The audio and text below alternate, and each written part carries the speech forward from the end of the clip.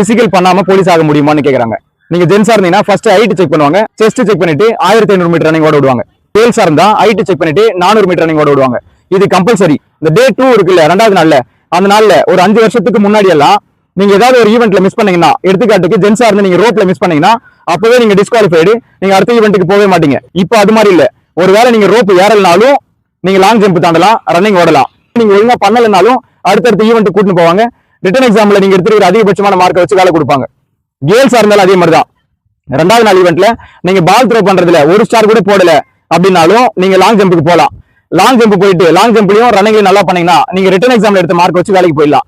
ஒருவேளை நீங்க ball throw பண்றதுல நல்லாவே பண்ணிட்டீங்க, லாங் ஜம்ப் தான் உங்களுக்கு வரல, ஒரு ஸ்டார் கூட போடலன்னா நீங்க பால் த்ரோ பண்ணது ரன்னிங் ஓட போறது அந்த 2 ஸ்டார் போட்டு ரிட்டன் எக்ஸாம்ல அதிக மார்க் எடுத்தனால வேலைக்கு போயிடலாம். நீங்க இது மாதிரி ஏதாவது ஒரு ஈவெண்ட் பண்ணலனாலும் அடுத்த ஈவெண்ட்ல நல்லா பண்ணி ரிட்டன் எக்ஸாம்ல அதிக மார்க் எடுத்தா வேலைக்கு போயிடலாம்.